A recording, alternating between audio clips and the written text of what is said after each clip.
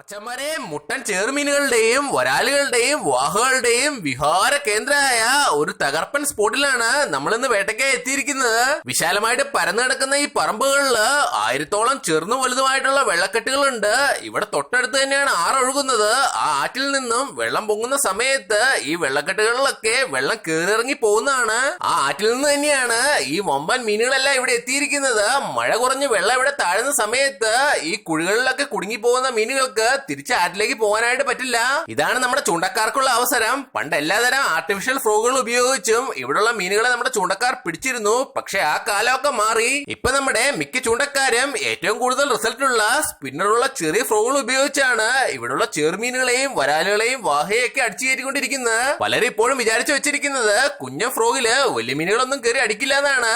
ഒന്നുമില്ല, ഈ സ്പിന്നറുള്ള ഫ്രോഗുകളുടെ നിഴല് കണ്ടാതെ മുട്ട ചെറുമീനൊക്കെ പറന്നു വന്ന് അടിക്കും. ഇതില് ഇവിടെയുള്ള മിക്ക കുഴികളിലും ഒരുതരം പായൽ പൊങ്ങിക്കിടക്കുന്നുണ്ട്. അതുകൊണ്ട് തന്നെ നമ്മുടെ ഫ്രോഗ് ആ പായലുകളുടെ ഇടയിലൂടെ വരുന്നത് നമ്മൾ കറക്റ്റ് ആയിട്ട് തന്നെ നോക്കി നിൽക്കണം. ഏത് സമയത്ത് വേണമെങ്കിലും ഫ്രോഗിൽ അടി പ്രതീക്ഷിക്കാം. നമ്മുടെ ശ്രദ്ധ മാറി കഴിഞ്ഞിട്ടുണ്ടെങ്കിൽ കറക്റ്റ് സമയത്ത് ഹുക്കപ്പ് കൊടുക്കാനായിട്ട് പറ്റില്ല. ഹുക്കപ്പിന്റെ ടൈമിങ്ങിലാണ് ഈ ഫിഷിംഗ് മെത്തേഡിന്റെ വിജയിരിക്കുന്നത്. ഇടയ്ക്ക് നല്ല മുട്ട വരാലുകൾ വന്ന് ആ പായലുകളുടെ ഇടയിലൂടെ ഏറെടുത്ത് പോകുന്നുണ്ട്. അവന്മാര് നമ്മുടെ ഫ്രോഗിനെ കണ്ടു കഴിഞ്ഞിട്ടുണ്ടെങ്കിൽ പിന്നെ ഓക്കെ കേസാണ്.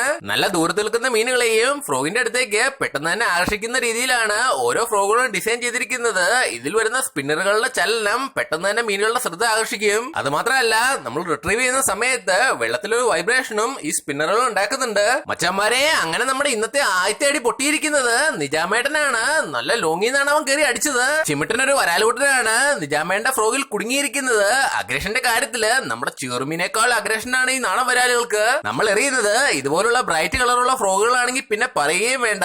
ഇത് കണ്ട മാത്രമേ തന്നെ അവന്മാർ ചാർജ് ചെയ്യും. അങ്ങനെ നമ്മുടെ ചൂണ്ടപ്പുലികളുടെ ആക്രമണം വലിയ തോട്ടിലേക്ക് വ്യാപിപ്പിച്ചിരിക്കുകയാണ്. ഇനി അടുത്ത ലക്ഷ്യം മുട്ടനൊരു ചെറുമീനാണ്. ചെറുമീനുകളുടെ നല്ല ആക്ടിവിറ്റി തന്നെ ഈ തോട്ടിൽ ഇപ്പൊ കാണാനായിട്ട് പറ്റുന്നുണ്ട്. ആറ്റിലും തോട്ടിലൊക്കെയുള്ള മറ്റു മീനുകളെ പോലെ ഓപ്പൺ വാട്ടറിലൂടെ അധിക സമയമൊന്നും കറങ്ങി നടക്കുന്ന പരിപാടിയൊന്നും ഈ ചെറുമീനുകൾക്കില്ല.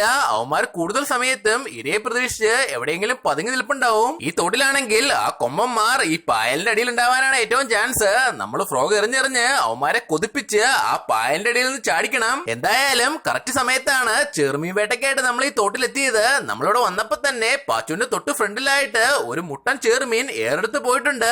അത് ഈ ചെറുമീനുകളുടെ ഒരു പ്രത്യേകതയാണ്. അവർക്ക് ഓരോ 15 മിനിറ്റ് കൂടുമ്പോഴും ഏറെടുക്കാനായിട്ട് വെള്ളത്തിന്റെ ഉപരിതലത്തിൽ വന്നേ പറ്റൂ. അങ്ങനെയാണ് അവർ നിൽക്കുന്ന കറക്റ്റ് ലൊക്കേഷൻ ചൂണ്ടക്കാർ മനസ്സിലാക്കുന്നത്. മിക്കവാറും ഏറെടുത്ത് പോയതിന്റെ പരിസരത്ത് തന്നെ അവ നിൽക്കാനാണ് ഏറ്റവും കൂടുതൽ ചാൻസ്. അവിടെ തന്നെ എറിഞ്ഞുകൊണ്ടിരുന്നാൽ മതി, മീൻ ഉറപ്പായിട്ടും അടിച്ചിരിക്കും. മച്ചന്മാരെ, അങ്ങനെ നമ്മുടെ കാത്തിരിപ്പുകൾക്ക് വിരാമം ഇട്ടുകൊണ്ട് തോട്ടിൽ നിന്നും തകർപ്പനൊരു ചെറുമീനാണ് അടിച്ചു കയറിയിരിക്കുന്നത്.